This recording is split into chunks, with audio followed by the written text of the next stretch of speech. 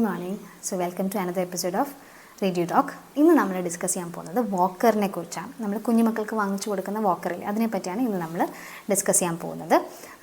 ഈ വാക്കറിനെ കുറിച്ച് കുറേ പേര് പോസിറ്റീവായിട്ടും കുറേ പേര് നെഗറ്റീവായിട്ടും, ഞാൻ തന്നെ വെറുതെ ഈ വീഡിയോ ഇടുന്നതിന് മുമ്പ് യൂട്യൂബ് ഒന്ന് സെർച്ച് ചെയ്തപ്പം ഏറ്റവും നല്ല വാക്കർ ഏതാണ്, വാക്കർ കൊണ്ടുള്ള ഉപയോഗം, അങ്ങനെയൊക്കെ കുറേ സാധനങ്ങൾ കണ്ടു. ബട്ട് ആക്ച്വലി വാക്കർ എന്ന് പറയുന്നത് അത്ര നല്ലതായിട്ടുള്ള കാര്യമല്ല.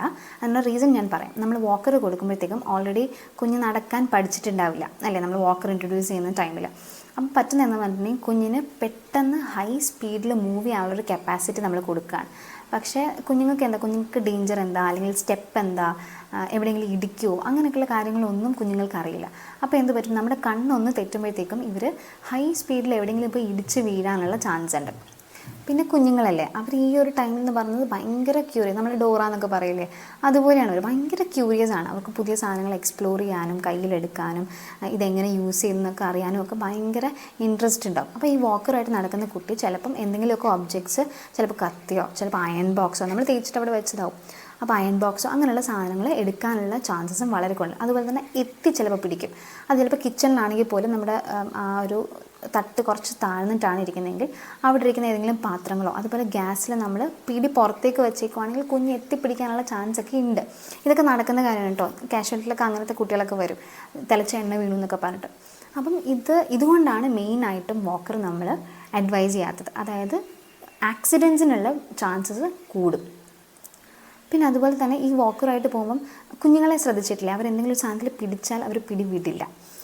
ഒരു മുറുക്ക് പിടിക്കുന്നൊരു രീതി കുഞ്ഞുങ്ങൾക്കുണ്ട്. അപ്പം ചിലപ്പോൾ ഈ നടന്നു പോകുന്ന സമയത്ത് ഏതെങ്കിലും ഒരു കതകിൻ്റെ ഇടവിലോ അല്ലെങ്കിൽ എന്തെങ്കിലും ചെയറിൻ്റെ ഇടയിലോ അവരുടെ ഒരു വിരൽ ചിലപ്പോൾ ഉണ്ടാവും. അത് അവർ നോക്കുക, അല്ലെങ്കിൽ ചിലപ്പോൾ വാക്കറിന് വീലില്ലേ അത് തന്നെ ഉരുടുപോകും. അപ്പോൾ ഈ വിരൽ അവിടെ നിന്ന് ചവിഞ്ഞു പോകാനും അങ്ങനെയൊക്കെ ഉള്ള. പിന്നെ കാണുന്നത് വാക്കറിൻ്റെ യൂസ് വരുമ്പോഴത്തേക്കും കുഞ്ഞുങ്ങൾ അതായത് പുള്ളപ്പ് ടു സ്റ്റാൻഡ് എന്ന് പറയും, എന്തെങ്കിലും ഒരു സാധനത്തിൽ പിടിച്ച് അവരിങ്ങനെ എഴുന്നേൽക്കുന്ന ഒരു മൈൽ സ്റ്റോൺ ഉണ്ട്.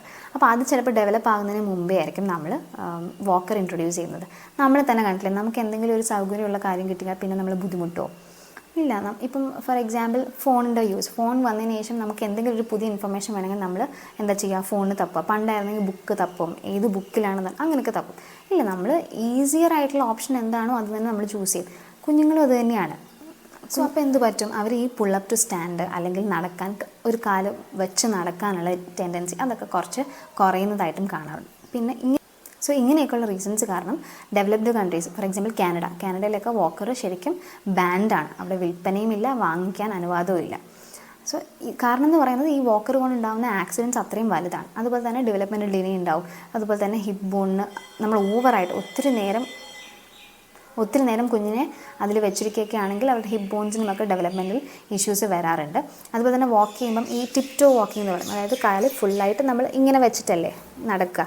അതിന് പകരം കുഞ്ഞുങ്ങൾക്ക് എന്തൊരു വാക്കറിൻ്റെ സൈസ് കറക്റ്റ് അല്ലെങ്കിൽ അവർ ഇങ്ങനെയായിരിക്കും കാല് വയ്ക്കുക.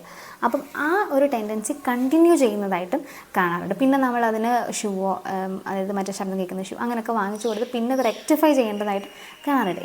എന്തിനാണ് ഇത്രയും ബുദ്ധിമുട്ടിൽ പോകുന്നത് കാര്യങ്ങളുള്ളതുകൊണ്ട് വാക്കറിൻ്റെ ഇൻട്രൊഡക്ഷൻ അല്ലെങ്കിൽ വാക്കർ വാങ്ങിക്കൊടുക്കുന്നത് അത്ര അഡ്വൈസ് ചെയ്യാറില്ല.